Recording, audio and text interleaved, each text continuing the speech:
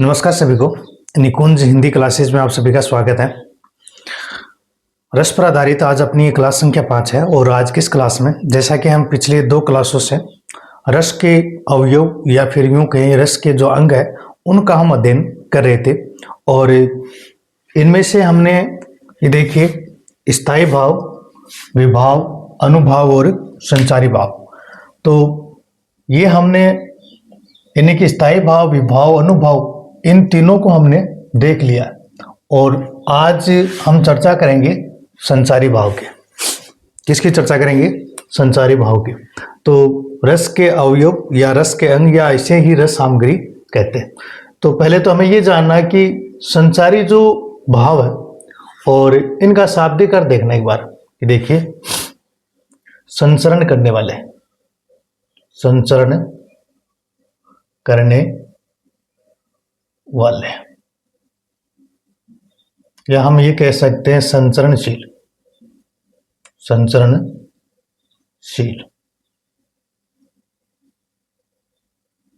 संचरणशील।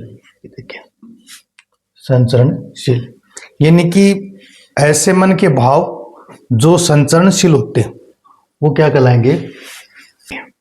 कहने का मतलब है कि संचारी जो भाव है ये क्या है? ये हृदय के और अस्थिर चित्तवर्तियां, ये देखिए आप, अस्थिर चित्तवर्तियां या यूं कहें चित्तवर्तियां या फिर भाव। देखिए, चित्तवर्तियां या फिर भाव जो भाव होते हैं, जो स्थायी भाव को परिपक्व होने में सहायक होते हैं, होने में सहायक होते हैं।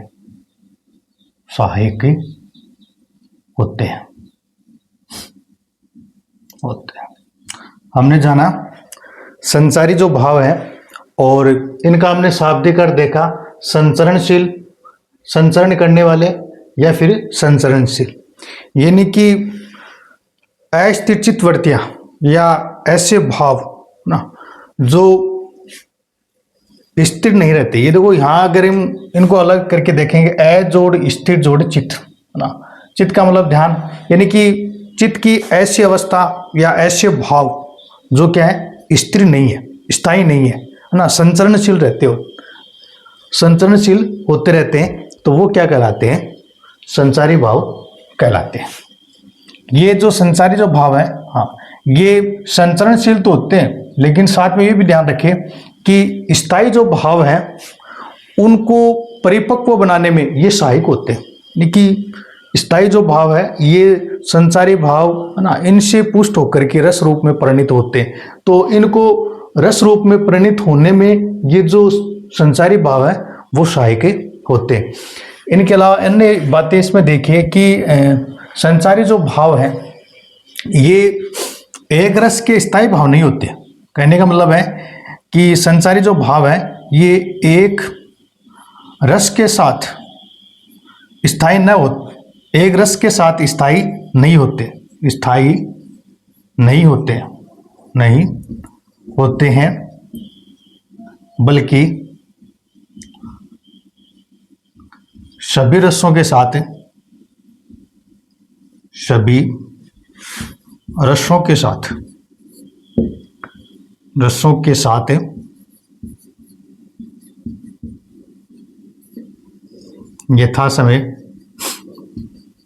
यथा समय संचरण करते रहते हैं, संचरणशील होते हैं। ये देखिए, संचरणशील होते हैं।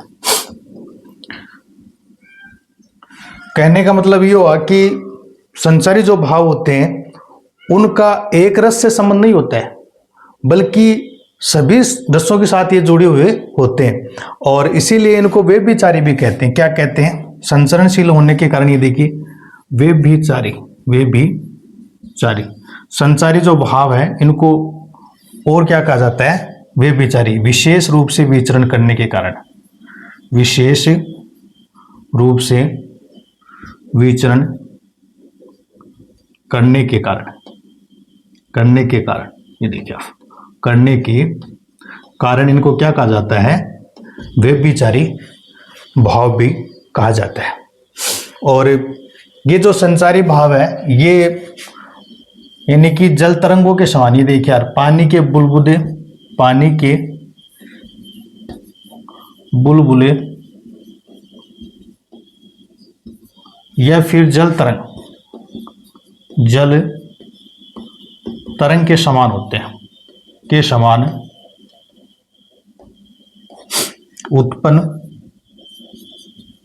उत्पन्न व तिरोहित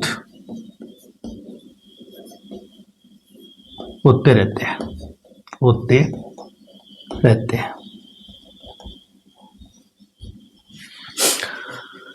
हमने जाना कि संचारी जो भाव है ये अस्थिर वर्ती है, यानी कि ऐसे जो भाव है जो स्थायी नहीं होते, है ना, परंतु स्थायी जो भाव है उनको परिपक्व बनाने में ये क्या होते हैं, सहायक होते हैं।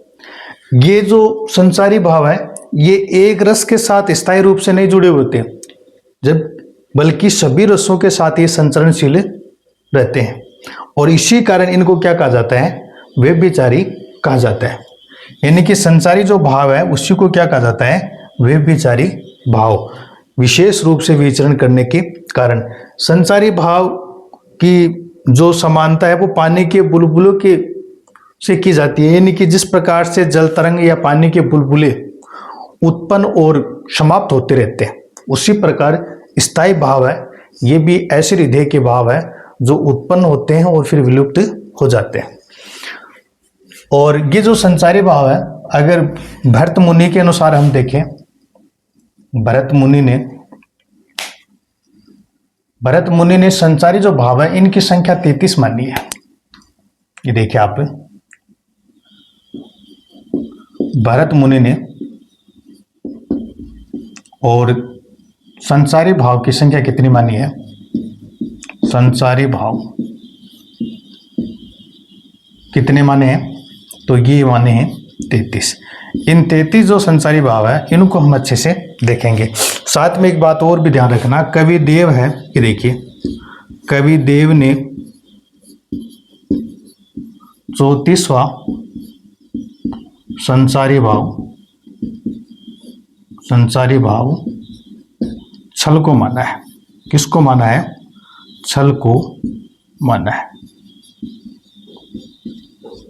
देखिए भरत मुनि के अनुसार और संचारी भाव कितने हैं, 33 है। कितने हैं, 33 है। और कवि देव ने 34वां जो संचारी भाव है वो किसको माना है, छल को माना है। आपको केवल इतना ही ध्यान रखना है कि संचारी भाव है वो कितने होते हैं, तो आपको उत्तर क्या रहेगा, 33। देखो वैसे तो संचारी भाव है वो, और क्योंकि ये ऐसे भाव हैं जो हृदय में उठते रहते हैं, वो विलुप्त, कभी उत्पन्न होते हैं कभी समाप्त होते हैं, तो ये आपस में अगर इनको मिश्रण करेंगे तो काफी इनकी संख्या और भी बढ़ाई जा सकती है। परंतु हमें ये भरत मुनि के जो 33 संचारी भाव है इन्हीं को ध्यान में रखना है। और साथ में एक बात और यहाँ पर नोट करके लिख लेना कि ये जो 33 जो संचारी भाव है, और इनको आचार्य रामचंद्र शुक्ल ने, लिख लेना, रामचंद्र शुक्ल ने प्रकृति के आधार पर 4 वर्गों में विभाजित किया है। 4 वर्गों में विभाजित किया है, विभाजित किया है। और ये 4 जो वर्ग उन्होंने माने हैं, एक ये देख लो आप, और ये देखिए आप, दुखात्मक,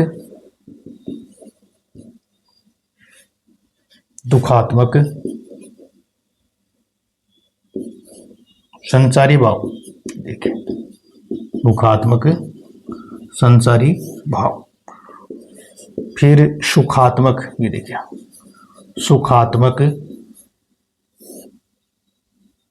संचारी भाव, तीसरा जो वर्ग माना है और वो उभयात्मक संचारी भाव, और चौथा है उदासीन संचारी भाव। ये देखिए, हमने जाना कि संचारी जो भाव है और वो कितने हैं, 33 है। कितने हैं ये? 33 है। और कवि देव ने 34वां जो संचारी भाव है वो किसको माना है? छल को माना है। इससे आगे हमने देखा कि आचार्य रामचंद्र शुक्ल है, उन्होंने प्रकृति के आधार पर और ये जो संचारी भाव है उनको 4 वर्गों में विभाजित किया है। कितने वर्गों में किया है? 4 में किया है। और ये है दुखात्मक संचारी भाव, सुखात्मक संचारी भाव, उभयात्मक संचारी भाव और उदासीन संचारी भाव। और अब हम जो 33 संचारी भाव है उनको एक बार और देख लेते हैं। तो एक बार इनको हटा देते, तो आइए देखते हैं 33 जो संचारी भाव है इनको। ये जो 33 संचारी भाव है और इनको देखिए लंबे समय तक याद रखने के लिए, क्योंकि इनको एक सिस्टम तरीके से हम इसको है ना और याद रखेंगे ताकि लंबे समय तक हमारे ये ध्यान में रहे। और इनको देखते हैं कि 33 संचारी भाव कौन कौन से हैं। तो अब ये देखिए कि देखिए सबसे पहले हम देखेंगे व्यापर। तो व्यापर 5 संचारी भाव है, जिसमें ये देखिए व्याधि, व्रीड़ा,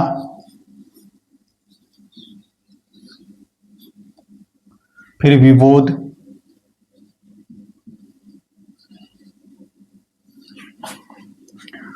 विषाद और वितरक। इस प्रकार से हमने 5 जो संचारी भाव है उनको हमने देख लिया। यानी कि व्यापर कितने हैं? 5 है, जिनमें व्याधि, व्रीड़ा, विबोध, विषाद और वितरक। इसी प्रकार से और ये देखिए आप ए पर 4 है। ये देखिए आप ऐसे जो संचारी भाव हैं जो ऐसे आरंभ होते हैं वो कितने हैं? 4 है। और ये देखिए आप अपस्मार,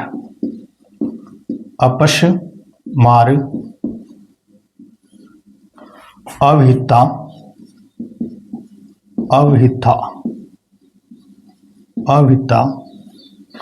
अमर्ष, ये देखिए आप अमर्ष और ऐशूया।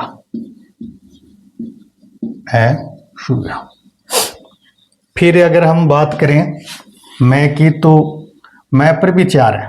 ये देखिए मैं पर कितने हैं? 4 है। और ये 4 देखिए मति, मद,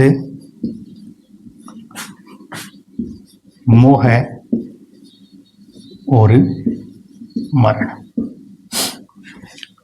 फिर हम बात करें ऊ की, तो ऊ की बनावट को हम देखते हैं। तो ये देखो ऊ है ना, ये 3 की तरह है ना, तो इस पर भी ऊ पर कितने हैं? 3 ही है। और ये देखिए आप उगड़ता, उन्माद और उत्सुकता। देखिए उत्सुकता या फिर उत्सुकता की जगह आपको उत्सुक के भी मिल सकता है। उत्सुक के, देखिए। तो अब तक हमने और सबसे पहले हमने व्यापर देखे कि व्यापर कितने हैं? 5 है। व्याधि, व्रीड़ा, विबोध, विषाद और वितरक। फिर ए पर हमने जाने, तो ए पर कितने हैं? ए पर 4 है। ये देखिए अपस्मार, अवहिता, अमर्ष और ऐशूया। इसी प्रकार से मैप पर हमने जाना कि इसमें मैप से आरंभ होने वाले संचारी भाव हैं, उनकी संख्या भी कितनी है? तो उनकी संख्या भी कितनी है? 4 है, जिसमें मति, मद, मोह और मरण। ऊ से हमने देखा कि ऊ की बनावट कैसी है, देखो 3 जैसी है ना, तो ऊपर भी कितने हैं, 3 है। उग्रता, उन्माद, उत्सुकता, या उत्सुकता की जगह हम उत्सुक है ये भी मान सकते हैं। तो इस प्रकार से हमने देखा है ना। और अब आगे दो दो वाले हैं ना, और इनमें देखिए सबसे पहले हम आ पर देखते हैं है ना।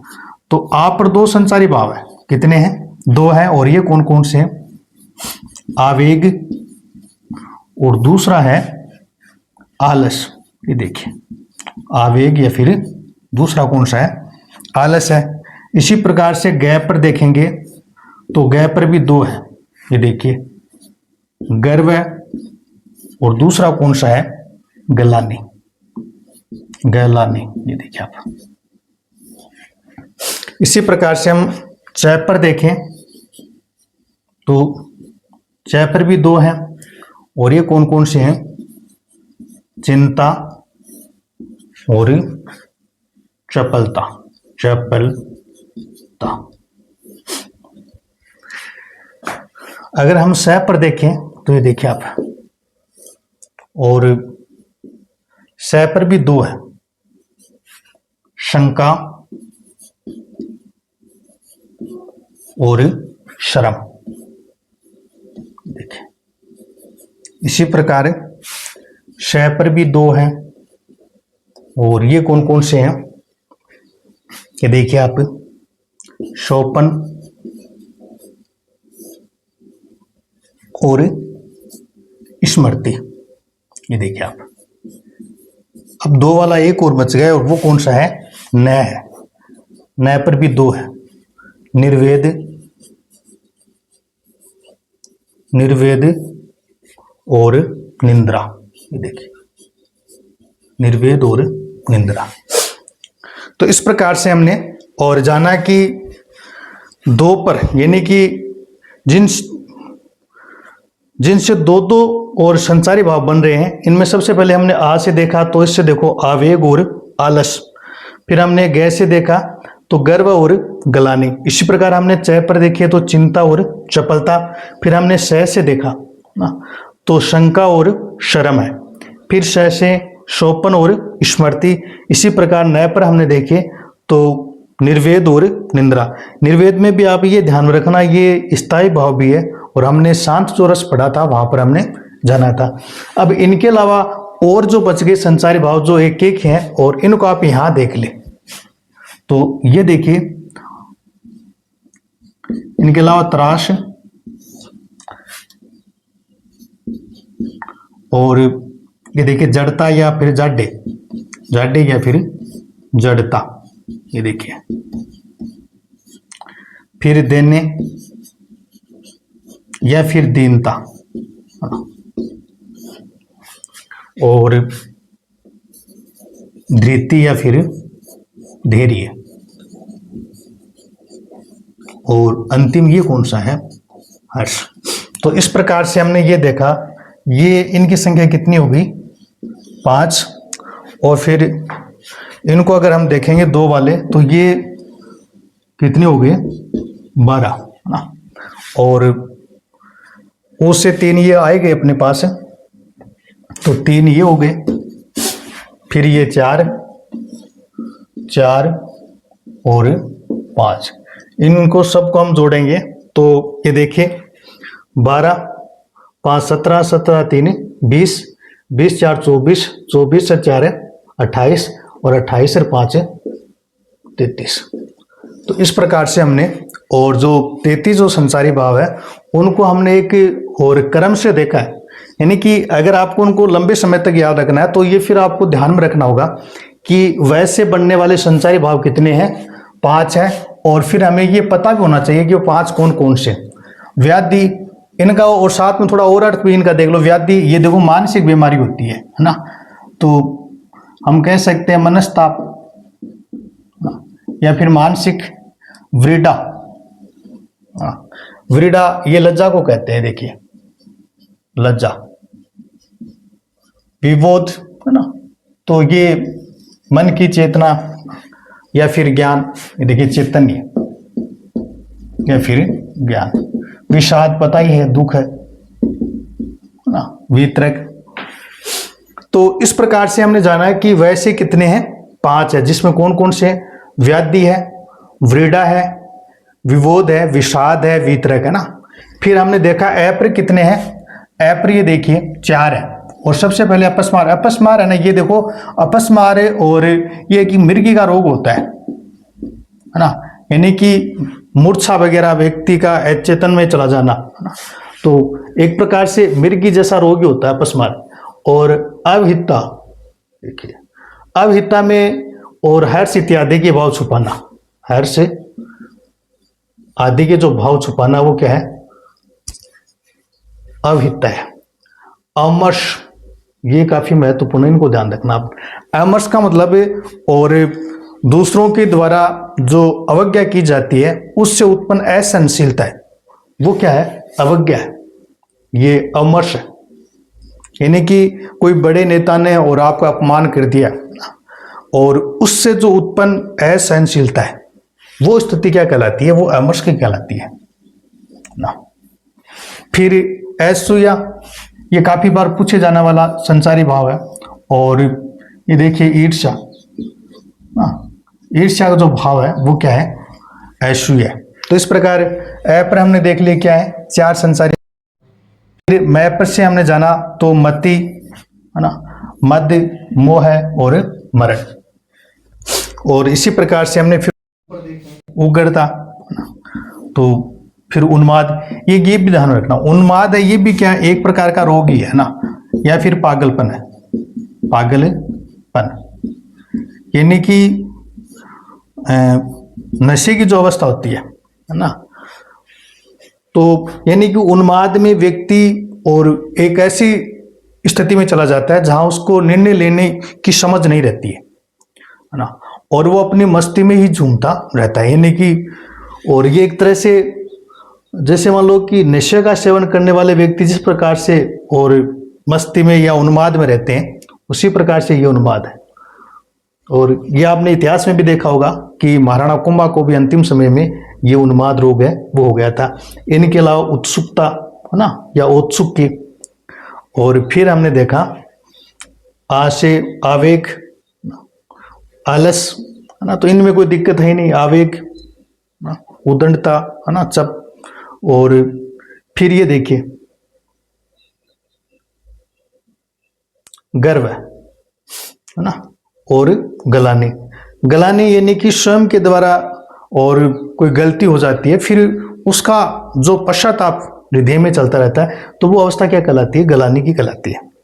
इसी प्रकार से हमने चय पर देखा चिंता, चपलता है ना, और फिर सहस्य, शंका, शर्म, शोपन और स्मृति, निर्वेद और निंद्रा। तो ये हमने सारे और इनमें देखें। फिर एक वाले ये भी कितने? 5 है।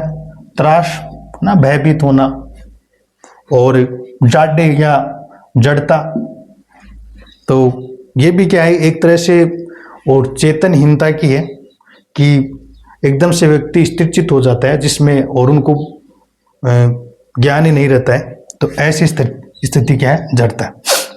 फिर दैन्य या फिर दीनता, धृति, ये आगे दूसरा लिख दिया धैर्य है ना, तो आपको समझने में कोई दिक्कत नहीं हो रही है। फिर अंतिम हमने ये देखा हर्ष।